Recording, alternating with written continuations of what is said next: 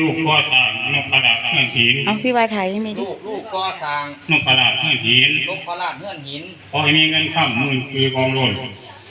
ขอให้มีเงินค้ำขอให้มีเงินค้ำเงินคือกองหล่นเงินคือกองหล่นร้านก่อสร้างนกกระดาษเฮือนหินร้านก่อสร้างนกกระดาษเฮือนหินหูนาค่าอย่าผ่านมากข้างนี้หูนาค่าอย่าผ่านมากหูนาค่าแปลว่าหูนาค่าอย่าผ่านมากทางนี้ลูกเป็นบ้านว่าเตือนพยายามเดือดมาทำมาพูดเป็นไป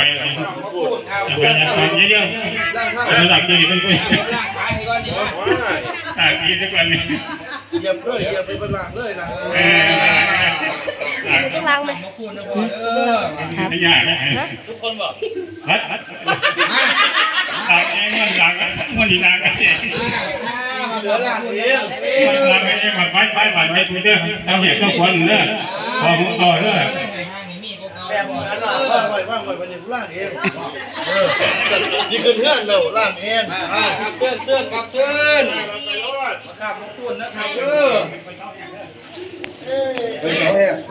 ไปฟังระบบ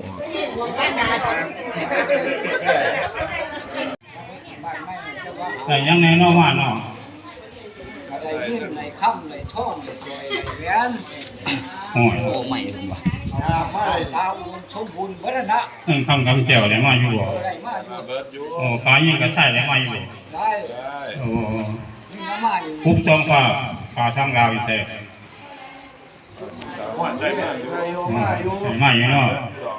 โอ้คุบซองฟ้าและซองลาวงั้นพ่อมองกลัวไว้มาอยู่บ่ต่างมาเมื่อกล้วยเห็นมาอยู่บ่โอ้ยมาอีกเลย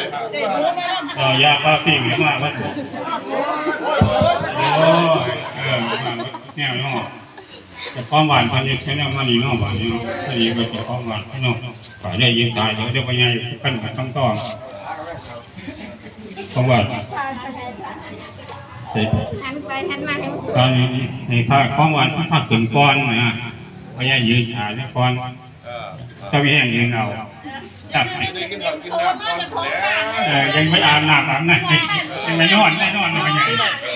นอนถึงคนเดี๋ยวจะมาดีที่เหรอไม่ต้องมาพอดีมาขำมาพูดนี่จริงเหรอจริงๆว่าขับที่น้ำปล่อยที่เท่าไหร่ที่น้ำปล่อยที่เจ้าแต่ว่านั่งลงที่ก็จะบอกว่าก็จะบอกเจ้านี้คือว่าที่บอกก็อันนี้นะผู้ทราบข้างในผู้ทราบข้างถึงข้างตรงนี้นะมันมีข้อบอกมันอยู่นะปูนต่างเป็นอาเครื่องหินเพราะไอ้นี่เตโซ่ขามันทั้งขาเกี่ยว่าอย่างปูก่อสร้างเป็นอาเครื่องหินนกกระดาษเฮือนหินนกกระดาษนกกระดาษเฮือนหินขอให้มีเตโซ่ขามันทั้งขาขอให้มีเตโซ่เตโซ่ขามันทั้งขาขามันทั้งขาย